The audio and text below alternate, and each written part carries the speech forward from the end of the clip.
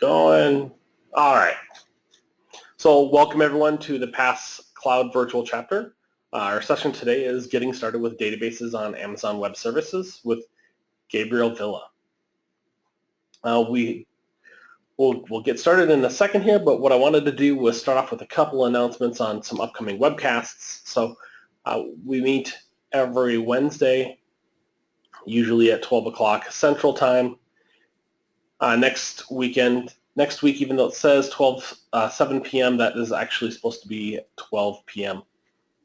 We got many webcasts coming up over the next few weeks, similar to this one. So please, if you're looking for something, check it out. If you're looking for something that's not listed, send us an email or reach out to myself, and we will try and find somebody that can speak on that topic.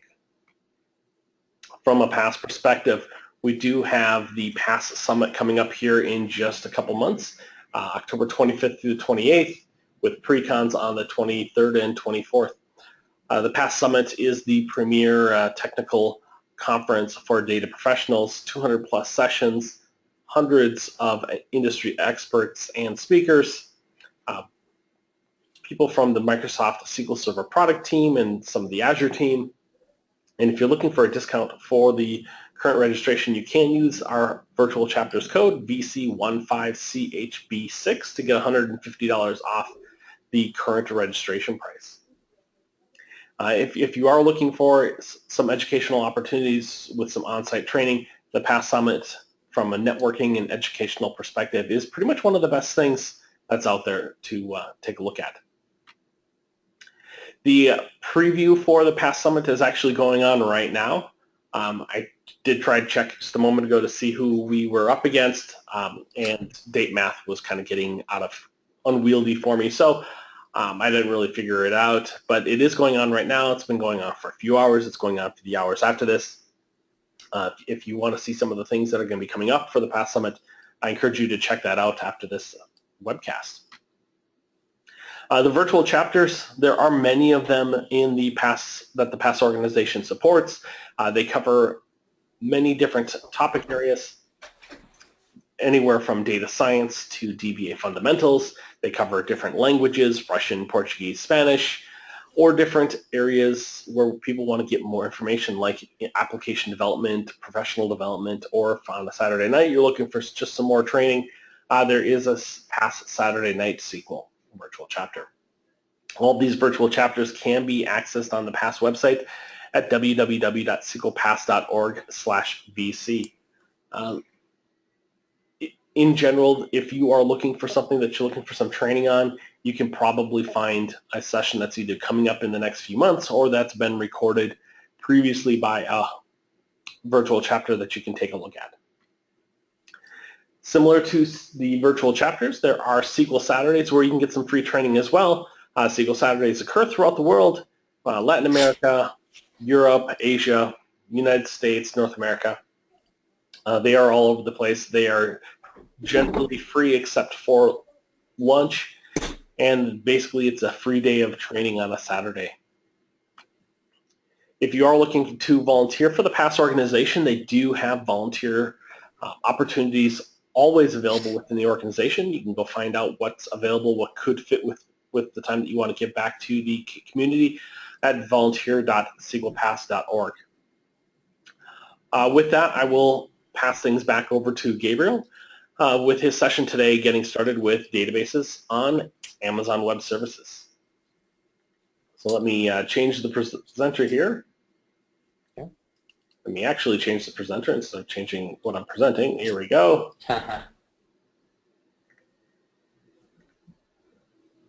All right, Gabe. All right. At this point, it's all you.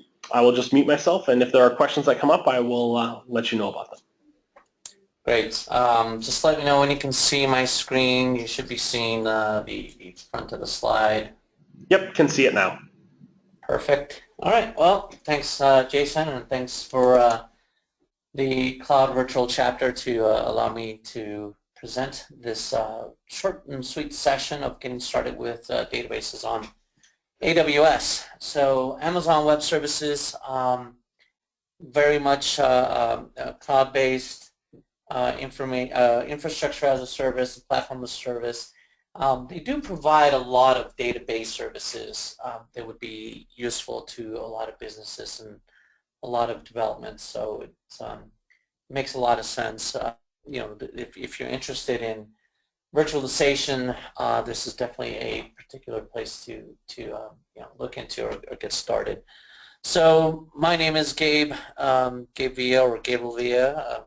You know, like I say, 21. You can call me whatever you want. Just do not call me late for dinner.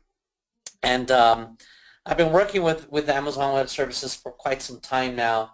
But I am actually a SQL Server and Microsoft developer, mainly. You know, started back in SQL Server 7, worked with 2000, worked with 2008, so on and so forth. I worked a lot with C# and MVC development. All the backends have, for the most part, have been in my career have been in SQL Server. So recently, I've been working a lot more with NoSQL databases. I've worked with some Hadoop. Currently, I am the Director of Systems Development for Premier Global, which is a conferencing company, and I oversee the development of the Enterprise Service Bus and all the development of business intelligence. We do have a Microsoft SQL Server data warehouse. All our applications are in SQL Server. We've now have delved into the Amazon cloud for the past few years now, and we have several SQL instances up there, as well as NoSQL and some analytics that we're starting to work with up there. So my information is in here if you want to follow me on Twitter. Blogging has not been really updated for me in the past in a while, but you know, I have shared some information that might be useful. So that's my information there. And what I really want to just kind of go over are basically what I kind of see are the basics of getting started with Amazon. Of course, we would go over just the platform as a service and the infrastructure as a service, show the big picture of, you know, at a high level what it is that is provided by Amazon, and then of course we will dive into how to actually get a quick jump start on it and how to get you started on AWS, and mainly whether it's primarily for managed database services, you know, what this talk really relates to. But there's a bunch of other features like data pipeline and a lot of the new analytic features that are available that can also be useful to this particular community. And I would also like to touch base and talk a little bit about the you know, the compute option versus the managed services. So with that, kind of the big picture of infrastructure as a service.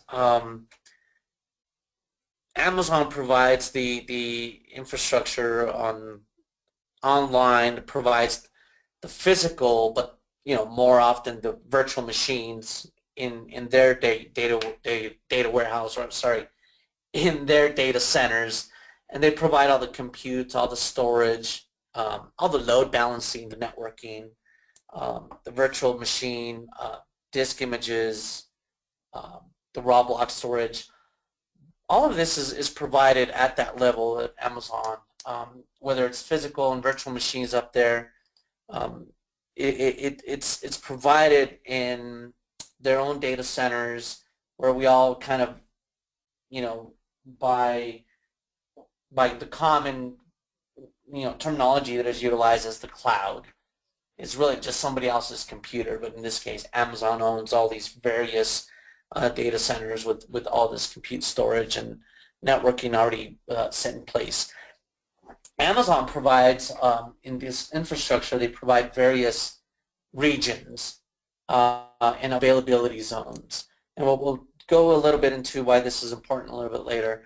But you know, what that means is their data centers or the physical location of their data centers or this cloud is available in either east regions of the United States, west regions of the United States. They have it in multiple availability zones, so they're separated by certain distances for in case of natural disasters, so that they can provide and have available for you high availability and fault tolerance. And so that infrastructure is not only in the United States, it's also been spread out across now in Europe and Asia and South America now. Now the caveat to that is that most times the defaulted services are always launched in mostly in the east region of the United States. So sometimes it takes a little bit of time to get a new feature that is launched by Amazon and spread out through the various other regions and availability zones. Then, of course, the other portion of what makes up Amazon Web Services is their platform as a service. And the platform as a service is really, it allows the users to create all these applications and, putting up mobile applications and putting databases up online with their particular platforms. They can manage all the runtimes, middleware, operating systems, the middleware portion if you're going to run APIs or you want to have APIs into a database or to an application. They have a service called API Gateway that allows you to kind of present itself as that middleware. And so their big piece of the Amazon Web Service as a whole, if you kind of think about it, is really the infrastructure and the platform that provides all these little services in there. Amazon is big on the as a service, I guess naming convention. So if you think about technology, you can think about all the various services that one can provide to create robust applications. And you think about database as a service, you think about compute as a service or storage as a service. Amazon provides all of this, and so how can you actually get started with it? Well, if you have not looked at Amazon Web Services and you're curious about getting started with it, they do provide a 12-month free trial. Now the trial is really just for a free tier of services, and by that,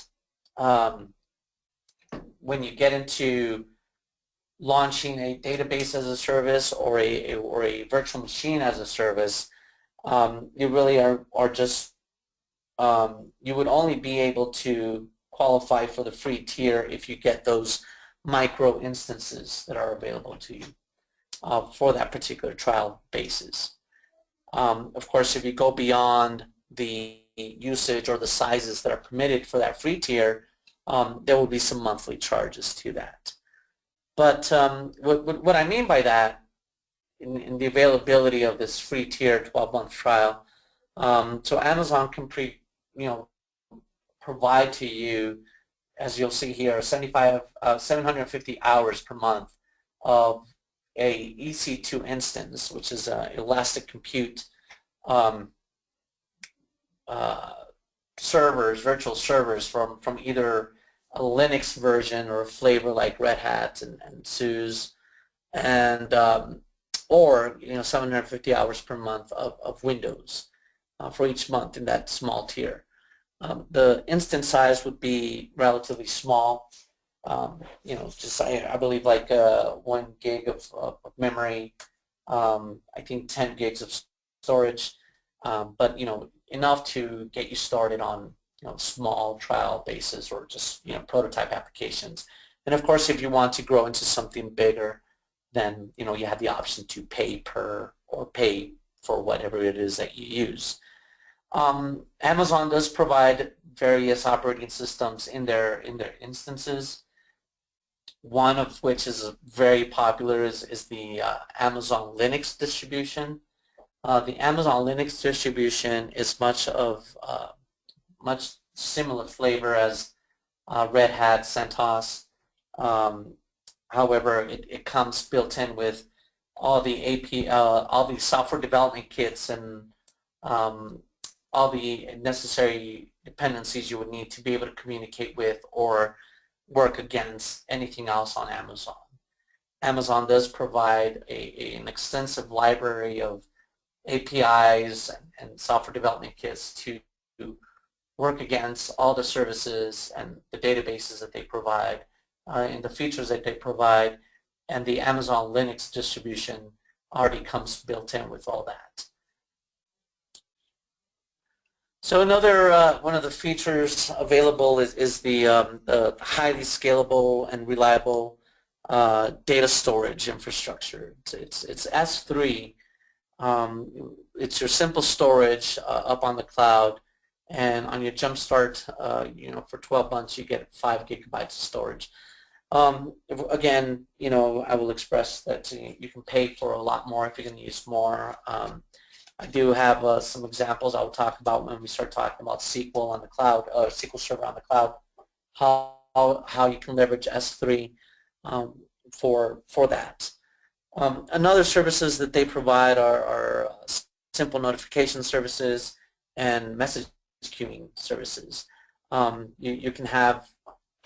You can publish 1 million messages out, or you can publish 1,000 email deliveries. And this can be tied into notifications if you like out of your database instances or out of other applications, or out of the monitoring from your EC2 instances, which would be your virtual machines. So what we are here to talk about mostly, of course, is the Amazon Web Services and the database features and the database services that they provide. The popular one that they have is one that they've actually called DynamoDB. And DynamoDB is their fast and flexible NoSQL with seamless scalability. If you kind of take if you've ever worked with something that's NoSQL, perhaps you've worked with CouchDB or MongoDB, very similar concept or very similar technology up on the cloud that they provide, a NoSQL database or NoSQL technology, and they wrap it around their services so that you can utilize their console to actually create tables or modify tables, or you do the monitoring from that service, from that console on their page or on Amazon itself. So this is where the as service part comes out, because you can actually build an EC2 instance or a virtual machine, whether it's Linux or Windows, and you can dump an instance of MongoDB, and you can just work your application against that MongoDB instance.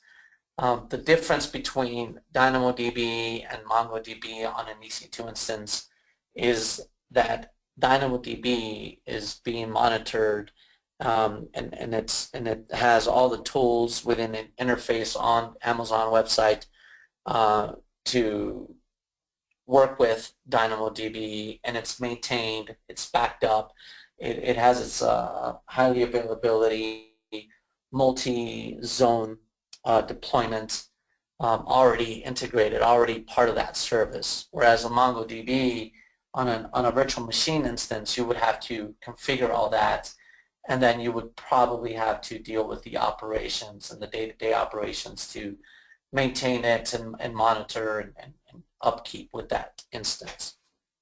So, on that note, very similar, the relational databases as a service. This is RDS. RDS is your similar to your DynamoDB, RDS is Amazon's built-in service to deploy and launch and maintain relational databases on there. With the Jumpstart version, you can do this. You get 750 hours per month with 20 gigabytes of storage, 20 gigabytes of backup. So it's maintained, managed relational database services. It actually is not necessarily only for SQL Server. Amazon provides the option to deploy and maintain and operate with MySQL, Postgres SQL, Oracle, and of course SQL Server, and a couple of other options. Then, of course, if you're if you're in the business of business intelligence and data warehousing, what Amazon provides is Amazon Redshift, and Redshift really is their fast, cost-effective data warehousing, and it's built on top of Postgres SQL technology. But Redshift is, if you would kind of consider data warehousing as a service, is really a service provided and available at Amazon. And again, with a trial or with this particular Jumpstart, you would get 750 hours per month, but only up to 2 months. We'll go a little bit more, get more details into what all of these are. So you'll see that why Redshift would only be available for 2 months, but it's fast and it's reliable. Data warehousing as a service. So it's this particular session and talk is mainly just very AWS centric. I'm not an Amazon employee, and I'm not advocating or trying to sell the services. I'm just letting you all know what's available if you want to jump on and get started on it. But this particular slide is directly out of their website, and basically this depicts why you would pick using AWS data services in lieu of spinning up your on-premise and running with on-premise servers and getting everything on there. So what does AWS manage? Really, what do they do? So as a service, they handle the installs, the patching, the restarts. You also configure the backups, and they handle the storage on the backup, and they upkeep that storage, and they have it available for you, right? It's easy to scale, so you don't have ceiling to this. If you kind of think about on-premise, the advantages and disadvantages, or the comparisons really. On-premise, you would kind of picture your data center and your particular rack space that you have, where you might have a certain number of servers in there for a cluster of some sort of instance of a database, and you have the capacity of hard disk into or storage into the actual racks already in there, and you actually want to expand and you want to grow some more because you're just consuming a lot more data. But you might hit a ceiling in the fact that you no longer have any more rack space for additional servers to expand. And these are the type of problems that Amazon would have to handle, because you would be able to scale by a push of a button. You can scale, and you can grow from storage, you can grow from memory, you can grow from nodes on a cluster, and it's easy to scale with a database as a service provided for you. Then, of course, you're paying for what you use. One of the downfalls is whenever you're making a particular request for new servers or new hardware, you always have to present the return on investment, and you always have to, you're going to have an upfront cost regardless. But with Amazon, you kind of consider this as a utility, right? So whether you run with AWS on production or for development, if you're not using it, you can turn off your services, you can turn off your servers, you can turn off your databases, and only pay for the use of when it's actually computing, and you're paying for what's actually being stored. So there's a lot of advantages to that, where the price comes to as a factor. Although I will make a use case of this later on in this discussion. When to use the services and when not to use services. Ultimately, it's up to the business to decide. But also, when you use database services on Amazon, it's designed to be used with other services. So, as I mentioned, you have Amazon notification services. You can attach those, those notifications you can publish, and you can attach them to your monitoring, to your logging out of your database services. So you can send notifications when need be. So you have all these other Amazon services or microservices that you can leverage from your AWS database services. So just again, some of the benefits to actually take into consideration. But let's go a little bit more into details with specifics of Amazon RDS, which is the Relational Database Services. I did kind of just talk briefly around the types of databases that are available, but RDS is a fully managed service where we don't really have database management tasks such as hardware and software provisioning or setup, or even software provisioning, the configuration and software patching, all that is taken care of and managed by Amazon, right? So the operations of running with RDS is reliable.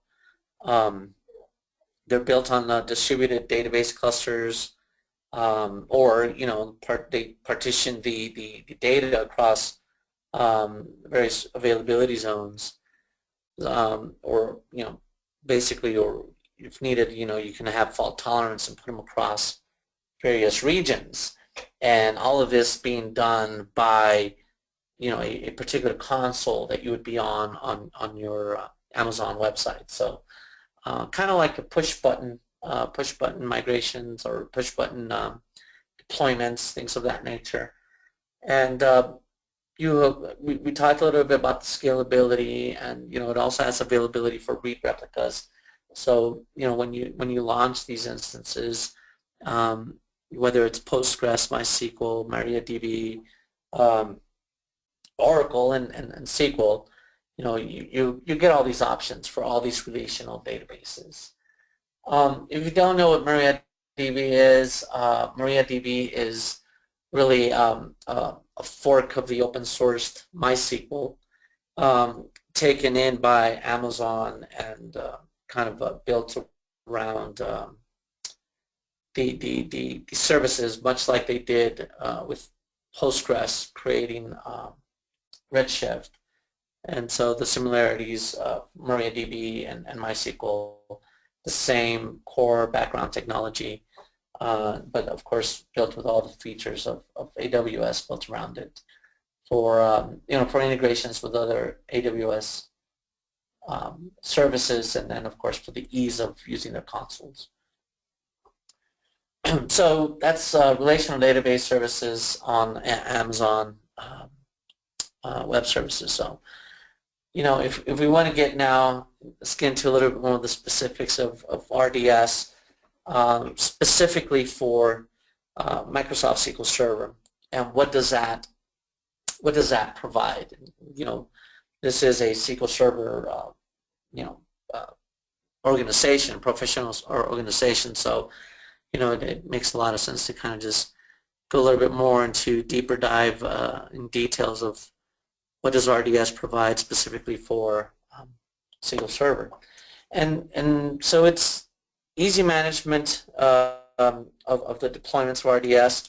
I will show a demo here momentarily of us actually spinning up a SQL Server instance on Amazon.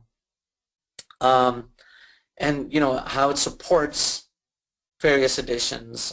It still goes back to 2008. If you need an R2 instance, you can deploy an R2 instance. There's still availability of R2, 2008 R2, and 12 and 2014, and it supports all the various editions and licensing, right? So you have your Express editions and all the way up to the Enterprise editions. And you can also bring your own license for Standard and Enterprise. So if you already have bulk license agreements with Microsoft, but you want to deploy an instance of SQL Server on Amazon, then you can bring that license over to Amazon and it would be accounted for there. Otherwise, for what you pay for on Amazon, you're paying for the relational database as a service. They would also include a price point, for your licensing. Now, I really can't talk much to that, but if you're going to go that route, there's documentation on the pricing of how that is done, and how it's kind of, I don't know if it's how it's allocated across, for the billing of the Standard or Enterprise editions. So like I mentioned a lot about how Amazon uses various services or microservices. It's an ecosystem of various services that can work alongside with each other. They now have a Amazon Web Service called AWS Active Directory. So earlier this year, now you can have an RDS instance, and if you have AWS Active Directory configured, then your RDS Microsoft SQL Server instance will support Windows authentication.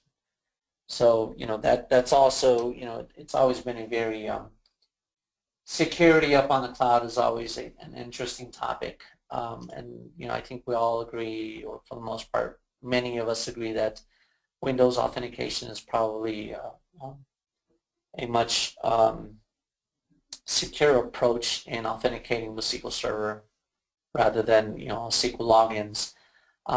But there was a time where it was just simply you can only work with SQL logins, but now with AWS Active Directory available, you can also do Windows authentication on the instances that you support. I mean, the instances that you develop. Now, there's a whole aspect of virtual private clouds that would need to be understood in Amazon if you're going to, even though you have Windows authentication support, what are the, how are you exposing your SQL Server on the cloud? There's obviously the public exposure. So through the public internet, you give access externally, and anyone can really connect and hit that 1444 port of that particular server. But there's also ways of networking your virtual private cloud on Amazon, and you can actually create IPsec tunnels or SSH tunnels from your virtual cloud on Amazon directly to your on-premise network, and just have a secure connection between your on-premise and your cloud, so that you can use internal IPs or just internal just connectivity, and not expose your SQL Server to the public internet. Other options that Amazon provides, it's called Amazon Direct Connect, and Direct Connect is also probably less latency than an SSH tunnel or VPN tunnels. So you can actually have a much more secure and a bigger pipe to communicate between your on-premise and your Amazon cloud or your virtual private network. I mean, your virtual private cloud, really, to be able to connect and have less latency. So, if you're thinking about doing this and you're concerned about security and you're concerned about public exposure, there's an entire concept and other features that are around Amazon that would need to be thought into, for your networking, in your security groups and your virtual private clouds, how all that works together with your on-premise connections or Amazon Direct. But of course, the default is just public exposure. You can also, we talked earlier about S3, which is that simple, reliable storage from Amazon, and you can actually back up or restore to and from your AWS instance of a SQL Server or any kind of relational database. So you can, specifically for Microsoft SQL Server, you can create your backup files from your RDS instance to a S3 bucket. And then S3, you can actually connect to it from your on-premise machines or from anywhere else, and you can actually download that backup and restore it on an on-premise server. Or you can go vice versa. If you have an on-premise development server, or sorry, an on-premise server, period, with the SQL Server instance, and you want to back that up, and you can dump that into an S3 bucket, which is on the cloud on Amazon, and your Microsoft SQL Server RDS instance can restore from that backup. So there's now a lot of seamless ways to be able to exchange or restore and back up data from on-premise onto back up to the cloud. Of course, it supports different instance types with up to 10 gigabit throughput on the network performance. When you create a instance of Microsoft SQL Server, you're talking about virtual machines that will actually get deployed or provisioned and then deployed with your operating system, and then with SQL Server on them that you would access through the console or through just your management studio. And the instance sizes or instance types, they all have different network performance throughputs. So it can be just low performance to medium performance. A lot of that is used for development instances. Then you have high performances, and so you can go as high as 10 gigabit if that is a question, or if that seems to be a concern of yours, or if anyone that wants to kind of move forward with this direction. Then of course there's multiple availability zones deployments. So for high availability, you can deploy your SQL Server, and then you can tell it to go to multiple availability zones, so you have them there.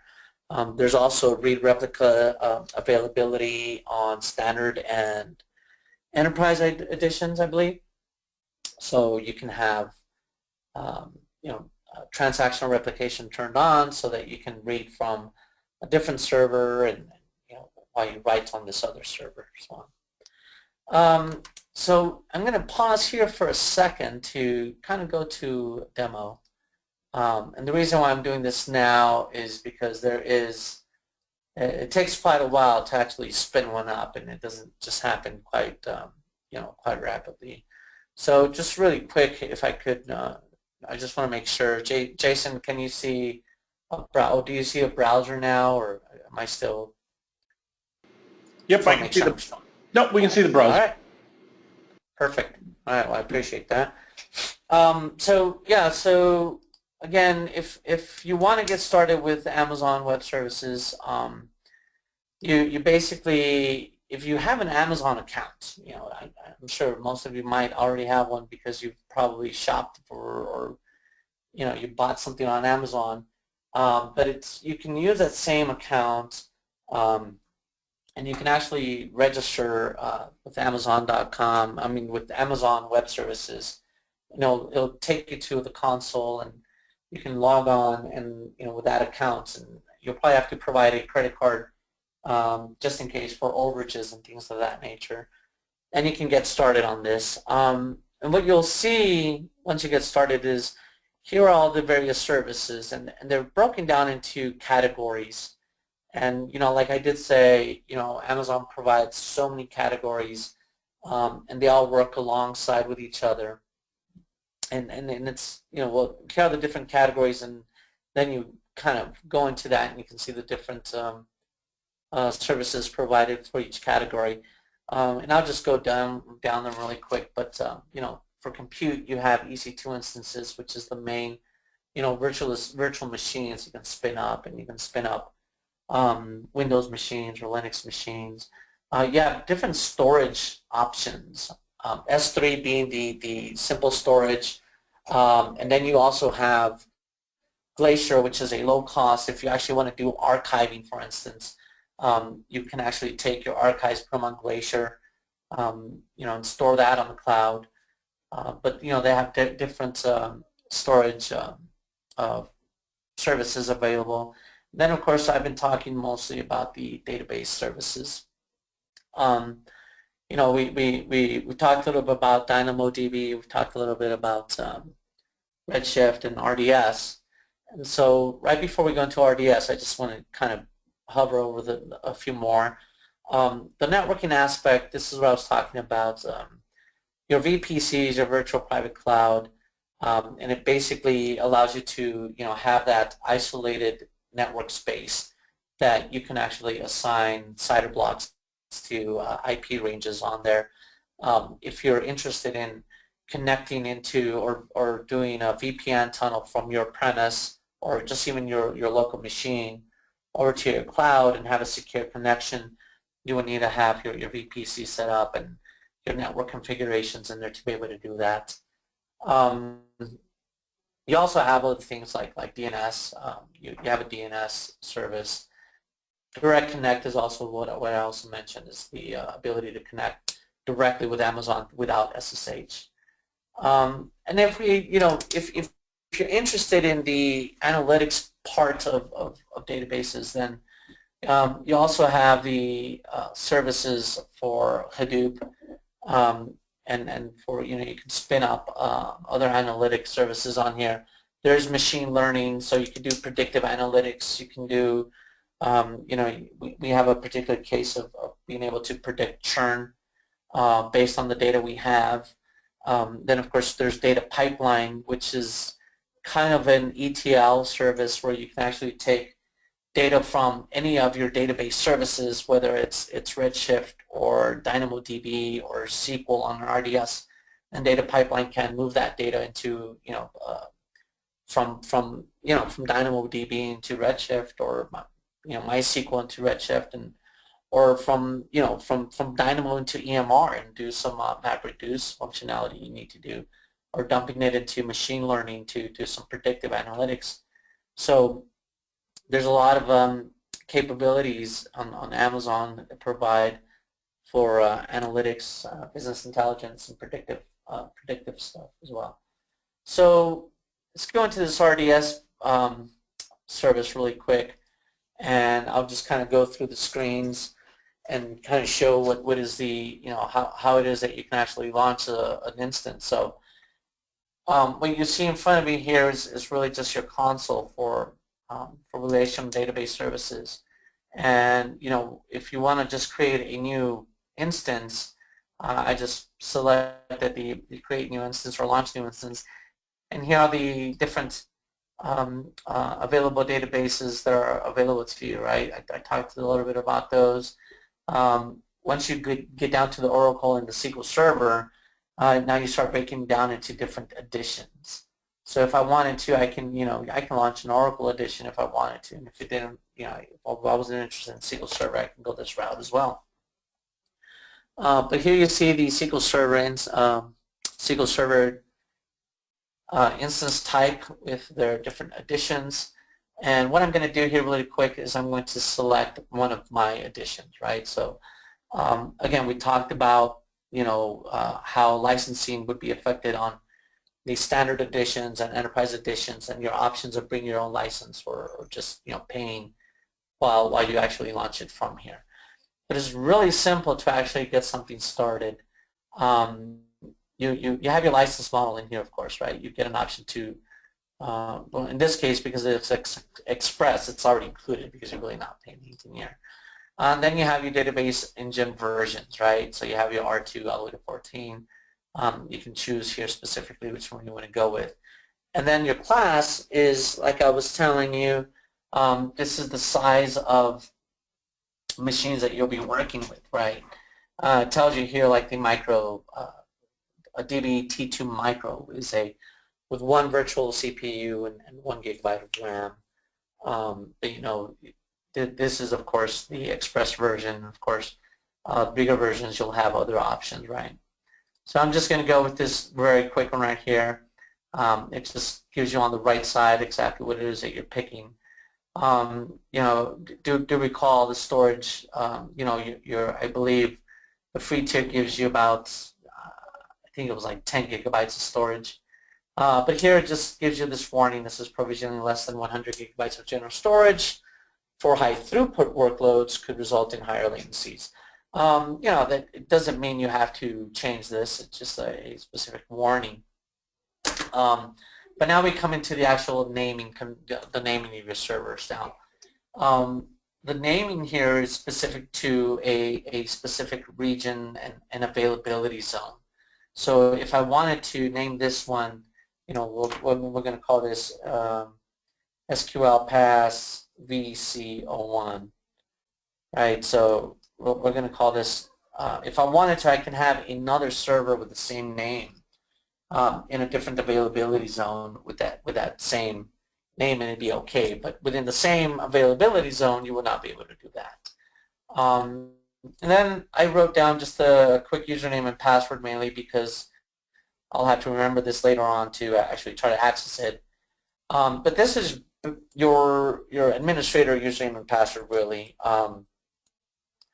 You know, we obviously not going to just retype and say this is SA, but you want to create some sort of master username that will actually give you all the administrative rights that SA would have when you actually provision this. So those are a couple of few options. The VPCs, like I mentioned, when you have an Amazon account, you do have a default VPC. But you know, if you have your networks, if you have your virtual private cloud configured to connect within, you know, with a certain, you know, tunneling or using direct connect, you know, this is the options where you would actually pick which VPCs you actually want to work with. Then security groups are really just a group that you would utilize for the use of, you know, allowing, you know, a security group allowing what port numbers you're going to allow to come into your virtual private cloud. Of course, if you're going to be connecting to SQL Server, you want to create or have a security group that has port 1433 available to you, right? So let me see. So I should have it's Windows. I believe. Right. So I'm going to take a step back, and this is basically a wizard type security group that was created previously. And actually, so what I did was I went to the security group down here on the bottom, just so I can go to the page. And what I think we see here is, in this particular security group, we're allowing the TCP port 1433 to be accessed from any source. So we're going to allow this particular instance to be accessed from here. So you're really just doing some firewall configurations in here for that specific instance that we're going to launch.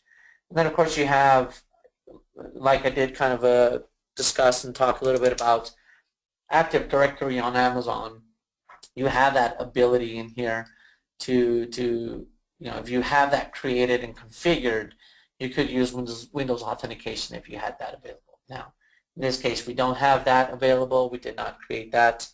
you know, here's a database port. Because I already have a security group, I'm just going to leave it at that. So I'm not going to, you know, I'm not going to change the port number. But if you wanted to have some tighter security, and you wanted to change the port, you can change the port here on your installation, so long as you, when you want to access it, you have a security group with the port that you've customized it to, right?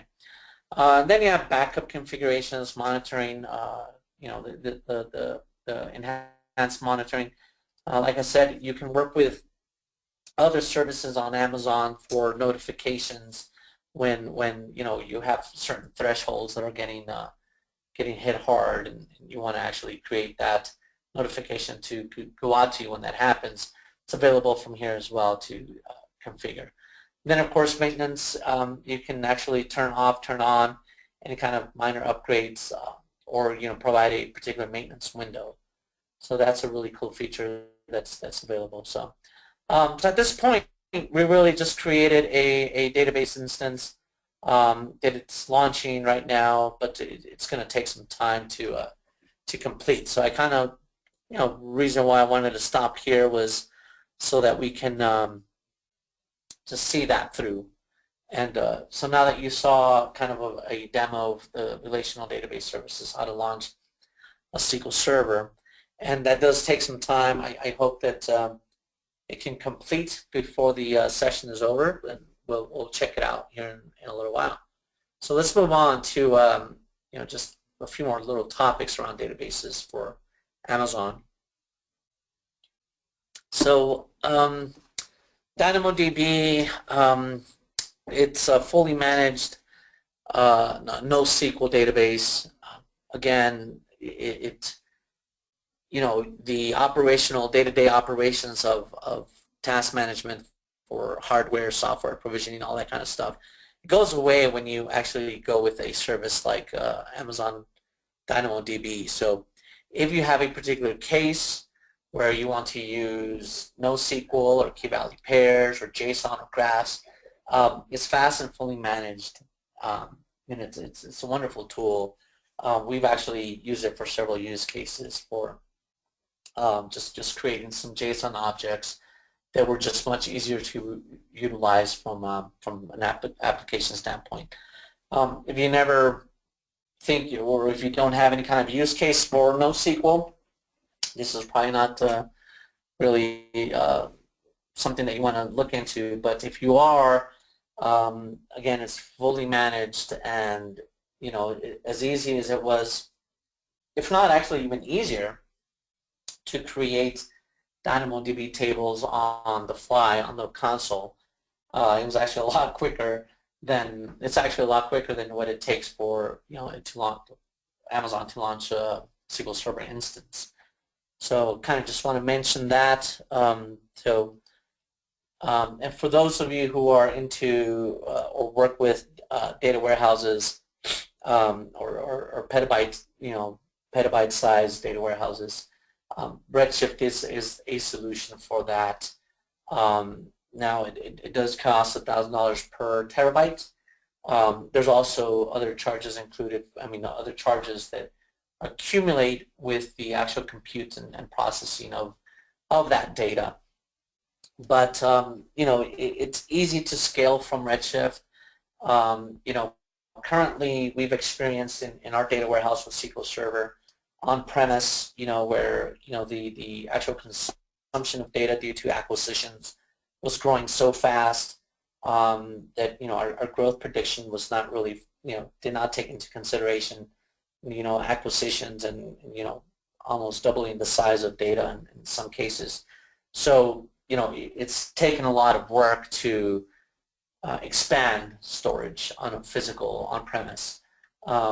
You know, not saying that it cannot be done, but you know, having a solution on the cloud where you can actually use or by a push of a button expand your storage space, or you know, expand the you know, well, yeah, basically storage is the big piece here on Redshift. So it is a very useful thing to have. We actually are considering it for one of our particular projects. where we do need some storage of this size.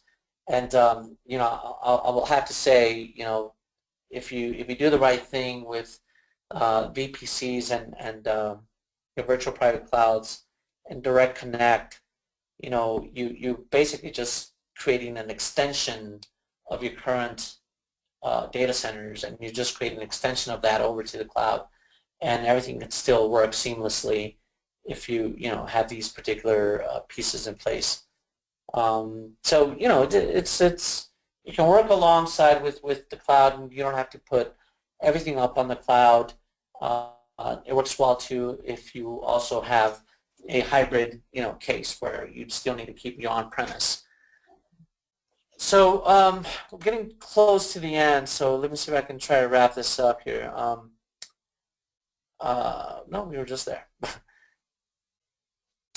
For those of you who are working with any kind of Hadoop, you know, they also provide Amazon EMR, and it's the EMR version of Hadoop, or distribution of Hadoop.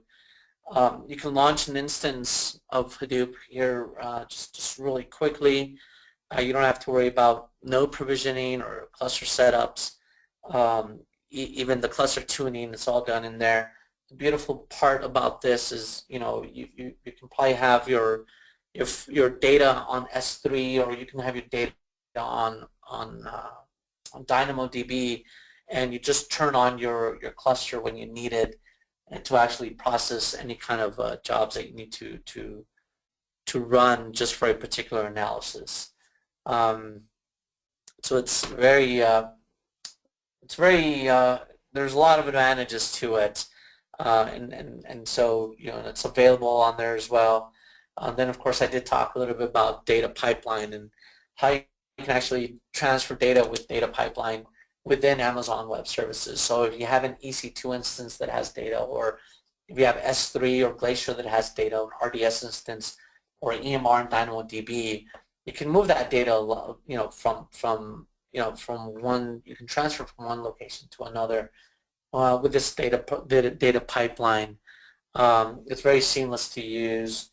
Again, Amazon Web Services and the database services, they're all made to work with each other, so you're not going to have as many complex issues. Like if you were trying to go from an RDS to DynamoDB, and you're trying to use SSIS, Microsoft SQL Server Integration Services, there might be a lot of challenges in there.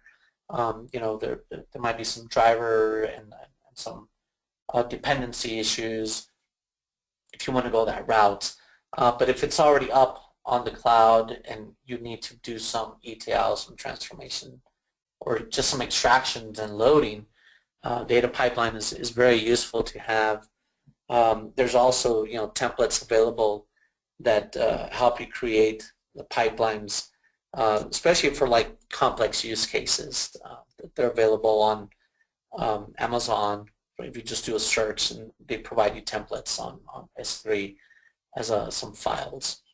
So a lot of the times you have your option whether you want to use a managed service or an EC2, a virtual machine instance, and you kind of want to think about well, when do I use what?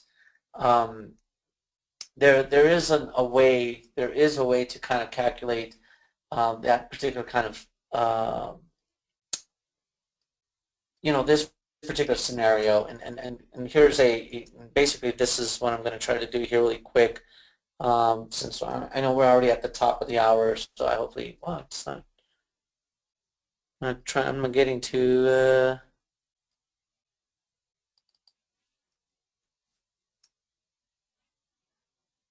so Amazon provides this a calculator to calculate the usage of let's take for instance, in the case of do we want to run and create our own cluster of for Hadoop, and so we know that we want to create a 5-node cluster, and I know that the way EMR kind of provides, I believe they provide like a C3x large type instance.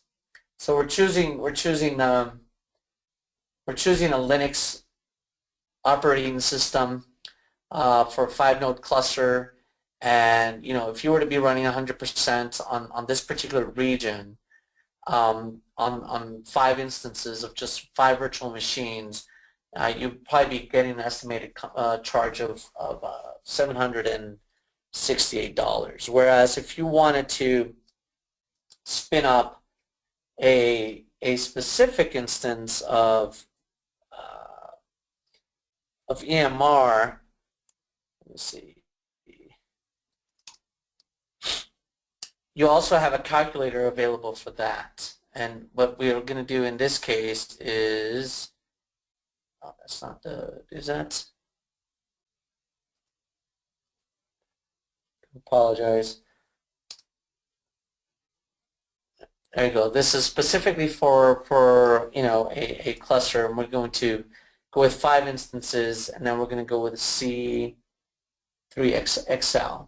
So it's the same thing, of same size of compute and memory, but we're paying here in this particular scenario, $962 if we spin up a 5-node cluster of Hadoop, and you're going to just run this on Amazon in that same type of instance, versus $768 to spin up 5 machines that you will have to eventually install Hadoop, configure the cluster, maintain the nodes, do all the administration of those particular nodes.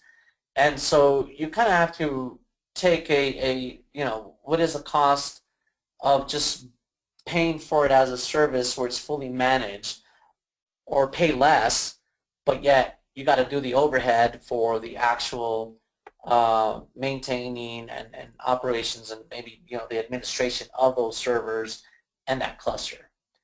So it's not that it's always the best case one way or the other. I mean, you kind of have to take case by case and look at the various scenarios, and kind of just do your calculations and make a decision which way you want to go. But I just want to let you know, the calculators are available if you ever want to just kind of look into those options, and that it's free and it's available for you to actually just do the math and see how you can go with that. This time I want to ask if there's any questions, but right before that, I actually want to see if our instance finished provisioning. So unfortunately, this is the one we just created. It's still being spun up, and I do apologize for that. But I do have want to kind of let you know that you follow the steps that I kind of just showed there. You can spin up an instance, and you can actually just, all you would have to do is go into your SQL Server Management Studio. You would be provided a connection here, and then you have the master username, the master password that you've created, and you should be able to connect to that particular instance. So I do apologize, went a little bit long and wasn't able to show that. But are there any questions that I can field? Gabe, right now there are no questions in the queue, so it looks like you answered all the questions that people had about this topic. Great. All right, well, thanks again. I really appreciate everybody hopping on and listening for a while. And if you have any other questions, there's my contact information you can get me to. And Jason, thank you and the virtual chapter for the Cloud VC for having me on. Oh, you're welcome. Thanks everyone here for attending today, and look forward to seeing everyone on the next webcast. Thanks and goodbye. Thanks everyone.